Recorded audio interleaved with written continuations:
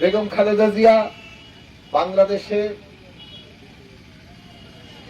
একজন অনন্য উচ্চতার নেতা হিসেবে বাংলাদেশের মানুষের হৃদয়ে জায়গা নিয়েছেন এবং সেটা তিনি অর্জন করেছেন। আপনারা এখানে যারা উপস্থিত আছেন, অনেক মুরব্বীজন আছেন, হয়তো অনেকে শহীদ প্রেসিডেন্ট জিয়াউর রহমানের সময় থেকেই বিএনপির সাথে যুক্ত, আর বাকি যারা আছেন সবাই বেগম খালেদা জিয়াকে নেতৃত্ব হিসেবে দেখেছেন।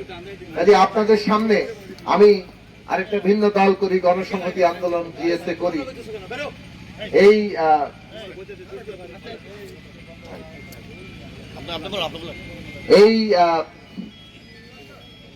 আপনাদের সামনে তার সম্পর্কে বলা, সেটা আসলে আপনারা সবাই তার সম্পর্কে খুব ভালো করে জানেন।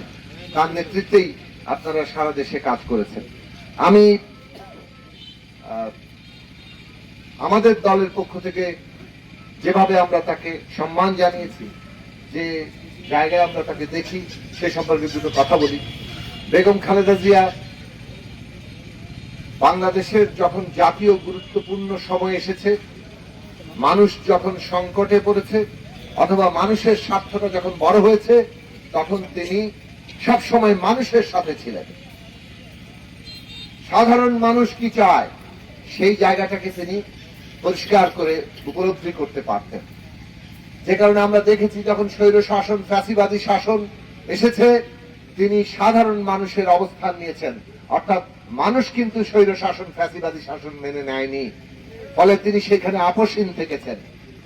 আবার যখন দেশের স্বার্থ, জাতীয় স্বার্থ বড় হয়ে উঠেছে, মানুষ সেটা চায়, তিনি তখন দলীয় অবস্থান নিয়ে এক ধরনের আঁকড়ে বসে থাকেননি। তিনি মানুষ যেটা চায়, জাতীয় স্বার্থে যেটা দরকার, দেশের স্বার্থে যেটা দরকার, সেই ক্ষেত্রে তিনি জাতীয় ঐক্যের জায়গায় অবস্থান নিয়েছেন।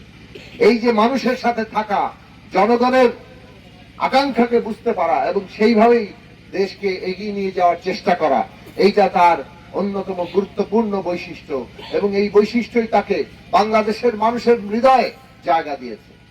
একই সাথে আমরা দেখেছি যখন আমাদের রাজনীতিতে হানাহানি, প্রতিশোধ, প্রতিহিংসা, নানান রকম কুৎসা, ব্যক্তিগতভাবে তিনি একজন নারী, বাংলাদেশের একজন সিনিয়র সিটিজেন ছিলেন, কিন্তু কি ভাষায় তিনি নানা ধরনের তার বিরুদ্ধে কুৎসা রটানো হয়েছে, নিন্দা করা হয়েছে, কিন্তু এইগুলোকে তার কোনো পাল্টা কুৎসা, পাল্টা কোন ধরনের নোংরা বক্তব্য, খারাপ কথা বেগম জিয়া বলেননি।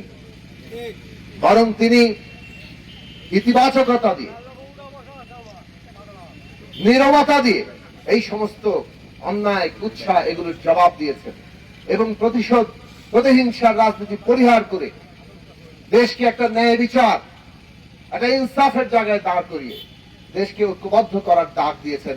এই রক্তস্নাত অভ্যুত্থানের পরও যখন তিনি ব্যক্তিগতভাবে তার দলের নেতাকর্মীরা তো অত্যাচার, নিপীড়ন, গুম, খুন, জেল জুলুম, হুলিয়া, মামলা, হামলা সমস্ত কিছু মোকাবেলা করেছে, তিনি নিজেও সেগুলো মোকাবেলা করেছেন।